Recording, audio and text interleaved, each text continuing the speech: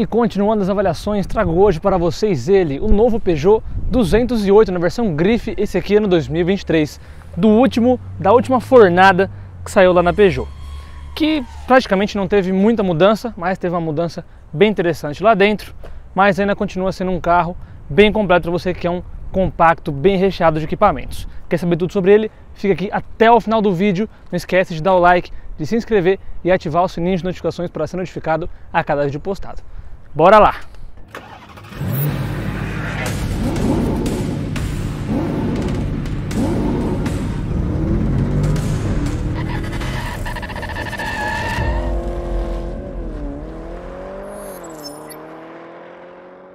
Por fora, o 208 basicamente não mudou nada. A gente continua com a mesma roda de liga leve diamantado aro 16, com a mesma lanterna Full LED aqui na frente, com o DRL aqui do dente do Tigre de Sabre, dente de sabre, aqui do nomenclatura 208, com essa grade bem bonita, nessa cor azul quasar, com repetidor de seta, chave presencial, teto solar bem interessante, que a gente vai ver melhor quando eu estiver lá dentro.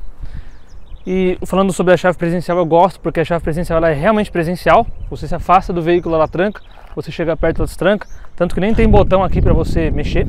E aqui debaixo do capô nada muda também. Motor 1.6 que rende até 120 cavalos no etanol, 15,7 kgfm de torque e faz um 0 a 100 de 12 segundos. Lá atrás agora continuamos com tudo igual, nenhum detalhe muda aqui, essa parte toda preta com essa inscrição da Peugeot aqui nesse plástico preto que também une as duas lanternas, que não tem nada em LED, só no Peugeot 208 elétrico. Porta-mala com 265 litros, que é um espaço ok. Lembrando que é aqui em cima que você abre, não aqui embaixo. Às vezes dá a impressão de vir aqui embaixo e é aqui em cima. Tem aqui ainda a mesma coisa que era antes, com esse aerofólio, lanterna, nada muda. Mas aí você vai falar, Bruno, por que você está trazendo esse carro de novo se absolutamente nada nele mudou? Mudou sim, e é agora que eu vou te mostrar. Vem comigo. E aqui é que está a principal diferença do novo 208. Pois é, uma das coisas que mais reclamavam, uma das coisas que eu mais sentia falta, era disso aqui. Uma grande multimídia. Antes, se você não se lembra, ela era bem menorzinha e tinha 3 dedos aqui de borda praticamente, era uma borda bem grossa. Agora não, a gente tem uma multimídia que vai quase de ponta a ponta da tela, ela ficou mais rápida, mais inteligente e agora a gente tem conexões de Android Auto e Apple CarPlay sem fio, o que é bem interessante. Antes a gente tinha que colocar o Apple CarPlay no cabo e era aqui no canto superior do painel e não mais aqui, que é o lugar que sempre deveria ter tido, né? Então a gente tem agora a adição de uma tomada USB. Porém, eu acho mancada eles não terem colocado USB do tipo C, apenas nesse padrão aqui. Lembrando que o 208 elétrico já tem tipo C. Aqui continua também com carregador por indução, então a gente tem 3 maneiras de carregar, porém todas aqui na frente. Isso porque aqui atrás a gente não tem nem saída nem nada, só esse minúsculo espaço que pelo menos é emborrachado. Aqui todo Black Piano como era antes e de resto a gente tem a mesma coisa. Painel 3D como já era antes. Aqui o painel em plástico, porém com essa parte emborrachada que imita uma fibra de carbono. Aqui também, ó como ele é bem emborrachado, ó. Acho que dá pra ver no vídeo, né? Aqui ajusta em altura e profundidade, o mesmo volante pequenininho, que tem uma empunhadura muito boa, tem um couro de boa qualidade também. O banco, bem antigamente, a gente tinha em alcântara, agora ele é em couro também, com essa pequena faixa aqui em tecido. Uma das coisas bem legais dele é isso aqui, ó, teto solar. Na verdade é um teto panorâmico de vidro, né, porque não abre. Ele é completamente fechado. Iluminação halógena, mas você vê que ela desliga, ela liga suavemente. É mais interessante do que alguns outros carros que o espelho não tem iluminação. A gente tem os comandos do ar-condicionado parte aqui, mas na verdade você mexe mesmo na multimídia, o que eu não acho legal, prefiro quando é tudo aqui. E o botão de volume agora é 100% aqui na multimídia ou aqui no volante, mas não tem mais aquele botãozinho que era aqui do lado e não tem igual é o 208 elétrico, que na minha opinião é o melhor, que tem um botãozinho aqui que você consegue aumentar ou baixar o volume. No 208 elétrico a gente também tem mais funções aqui na parte de cima, dá até para ver que tem as mesmas ondulações, tá vendo? Só que aqui no caso a gente não tem botão nenhum, mas ainda assim é um carro bem completo e é o que a gente vai falar agora, batendo um papo, dirigindo um pouquinho mais o carro. Se você quer saber mais ali sobre o espaço traseiro, sobre o banco de trás, assista a outra avaliação que eu postei sobre esse mesmo carro aqui, que aí eu mostro um pouquinho melhor sobre o espaço, tudo mais do carro. Aqui o foco é mais sobre as diferenças. Lógico que eu não poderia só falar da diferença, porque senão o vídeo teria 2 minutos, mas o foco é aqui. Então a gente pode desligar a tela. O ar não é dual zone, o ar é uma zona só, mas agora ficou relativamente melhor, mais atualizado, mais bonito também, porém ainda não é o mesmo design interno da tela que eu digo que é lá no 208 elétrico, né? Parece que foi adaptado para esse carro aqui, mas ficou legal, gostei. Aqui tem essa faixinha prateada, aqui também. Eu lembro que tinha outro carro, outra versão da Peugeot, que era cromado e aí refletia no olho, era muito ruim quando batia sol. Agora não tem isso. Infelizmente o retrovisor não é fotocrômico, né? Acho que merecia muito ter um retrovisor fotocrômico, porque na estrada isso não é tão legal. Eu rodei até agora 409 km com o carro, né? Peguei bastante trecho de estrada, isso aqui foi praticamente só estrada, e eu senti falta de retrovisor fotocrômico. O ACC seria um item legal, mas ainda pela categoria do carro não dá para cobrar. A gente já tem aqui o piloto automático, também tem os modos de condução semi-autônoma, né? A gente mantém no meio da faixa, tem modo eco, modo esporte, a gente também tem farol automático e limpador de para-brisa automático, assistente de frenagem e tudo mais. Legal, né? Agora, bora lá dar um rolezinho pra gente falar um pouco mais do porquê esse carro é bom, porquê ele tem um bom custo-benefício. Sim, ele tem, por mais que ele seja caro, e por que eu acho que vale a pena comprar esse carro aqui quando a gente compara ele com seus outros concorrentes. Talvez não nessa versão top de linha, mas entre os modelos do 208 é um carro bem interessante para você que quer um carro compacto. Bora lá! É isso aí, galera, bora lá dar um rolê aqui a bordo do novo Peugeot 208, isso aqui na versão grife, a top de linha do modelo, e que, como eu já disse, é um carro que de certa forma vale a pena sim. Se a gente for pensar frente aos outros concorrentes, o 208 acabou de ter a versão nova, a Stile, que eu também quero trazer bem em breve aqui para vocês, que tem basicamente os mesmos equipamentos desse carro, além do painel digital e câmbio automático, mas continua ainda assim também com o carregador por indução, também tem essa multimídia nova, teto solar, farol de LED, enfim. E isso na época de lançamento lançou por 80 mil, hoje em dia está por volta de 85.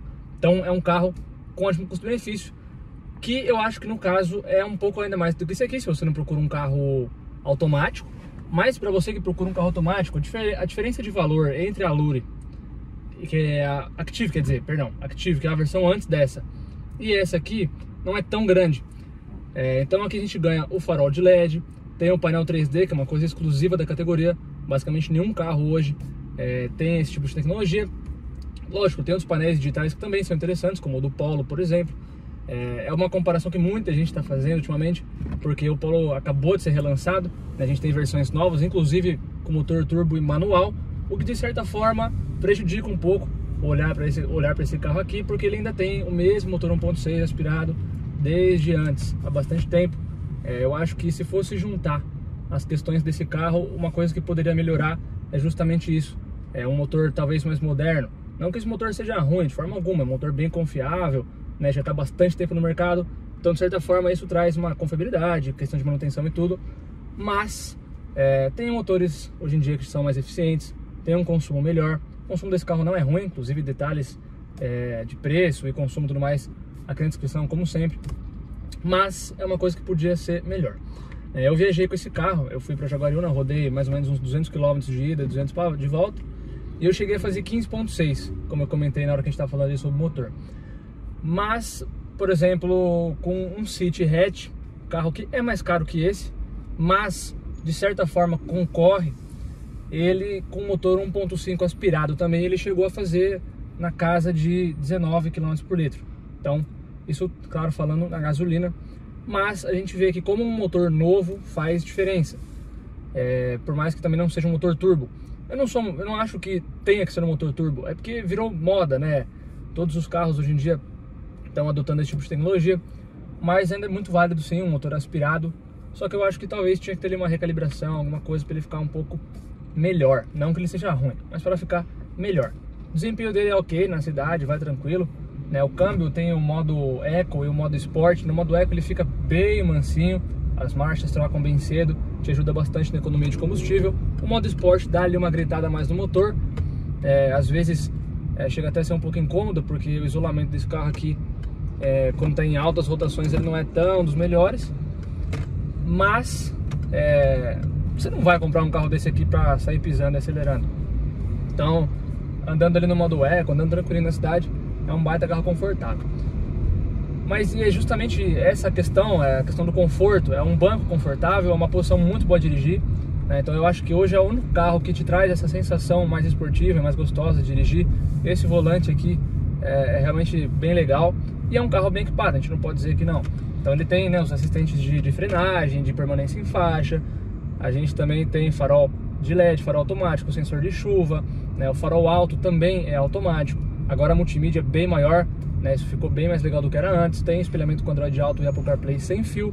E ajuda também a questão do Android Auto e Apple CarPlay sem fio o fato de ter o carregador por indução, né? Tem alguns carros que precisam de carregar assim, ou por exemplo, nesse caso aqui não tem a entrada USB do tipo C, só tem entrada USB normal. A gente sabe que a maioria dos dos celulares mais modernos vem com entrada tipo C. Então, por exemplo, você quer usar o Apple CarPlay, você não vai poder usar ele no cabo. Você vai fazer o que então? Vai usar sem fio. Mas se você for usar sem fio, sem carregar o celular, sua bateria vai drenar rapidinho. Então esse tipo de coisa ajuda bastante. Além disso, é o único carro da categoria que tem um teto solar. Não abre, só um teto panorâmico, mas ainda assim é uma coisa bem interessante. É ligeiramente mais equipado que os outros carros. E não é barato, mas assim, se a gente for parar para pensar, de certa forma tem sim, né, um bom custo-benefício. É um carro que teve reduções de preços, em algumas outras épocas uma redução mais significativa, mas a Peugeot está com uma ofensiva de produto muito interessante aqui no Brasil, e eles também estão com uma política de preço e estão querendo realmente entrar no mercado mais forte. A gente consegue ver isso como um grande reflexo da junção do grupo PSA com a FCA, né, que virou Stellantis, juntando a Fiat, com a Peugeot, com a Citroën, com a Jeep, com a Ram, enfim.